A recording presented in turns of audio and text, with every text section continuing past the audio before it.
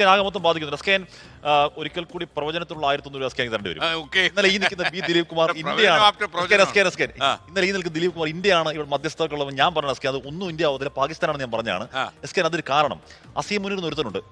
ക്ഷമിക്കണം സ്കാൻ, നമ്മൾ ഒരുത്തനും ഒരാൾ വിളിക്കാൻ പാടില്ല, അൺപാർലമെന്റ് ആൻ പാടില്ല. പക്ഷേ എനിക്ക് അയാൾ ഒട്ടും ബഹുമാനമില്ല സ്കാൻ. അതിന് കാരണം എന്താണ്?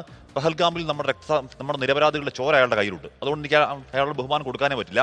അയാൾ ട്രംപ് ഇരിക്കുന്നവൻ അയാൾ കിടക്കുന്ന ആളാണ്. അപ്പോൾ ട്രംപ് പാകിസ്ഥാനെ ചൂസ് ചെയ്യും ഉറപ്പ്.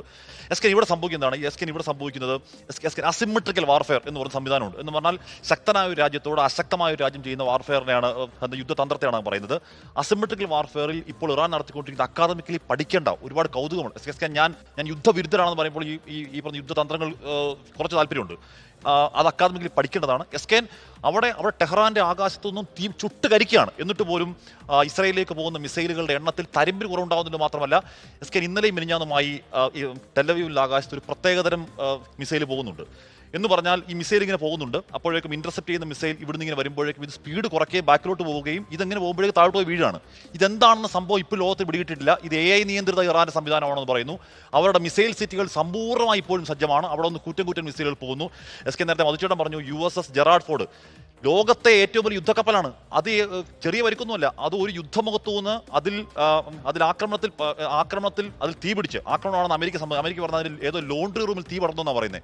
എസ്കെ ചരിത്രത്തിൽ ആദ്യമായി ഒരു യുദ്ധമുഖത്തു നിന്ന് തിരിച്ച് പണിയാൻ കൊണ്ടുപോയേക്കുവാണ്. എപ്പോൾ വരുന്നൊരു പിടുത്തമില്ല. ലോകത്തിലെ ഏറ്റവും വലിയ യുദ്ധക്കപ്പൽ അമേരിക്കയുടെ അഭിമാനം F-35 എന്ന് പറഞ്ഞൊരു വിമാനം ഇന്നലെ ഇറാൻ വെടിവെച്ചിട്ട് എസ്കെ.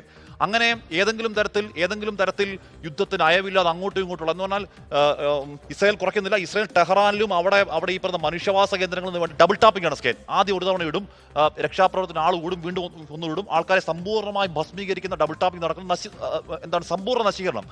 ഇറാന്റെ ആയുധശേഷിയെ തരിമ്പിന് തൊടാൻ കഴിയുന്നില്ല. എസ്കെ ഞാൻ ഇന്നലെ പറഞ്ഞ കാര്യമാണ്. എന്ന് പറഞ്ഞാൽ ഇറാൻ ഡുവോർ ഡൈ ബാറ്റിലാണ്. അമേരിക്ക മുന്നോട്ട് വെക്കുന്ന ഈ പറഞ്ഞ ഉപാധികൾ എടുത്തിട്ട് പൊക്കള ഇതിനോടൊപ്പം തന്നെ പറഞ്ഞിരിക്കുന്നു. ഇറാൻ ഡുവോർ ഡൈ എന്ന് പറഞ്ഞാൽ ഇറാൻ യുദ്ധം നിർത്തണമെങ്കിൽ ഇനി മേലാൽ അമേരിക്കയും ഇസ്രായേലും ഇറാനിൽ ഒരു ആക്രമണത്തിന് ഡെയർ ചെയ്യില്ല, ധൈര്യപ്പെടില്ല എന്ന് ഉറപ്പിച്ചിട്ട് മാത്രം ഇറാൻ ഈ യുദ്ധത്തിൽ പിന്മാറും. അതിനിടയിൽ വരുന്ന ഈ കാഷ്വാലിറ്റി ഉണ്ടല്ലോ സ്കേൻ, അത് ലോകത്തിന്റെ സങ്കടം.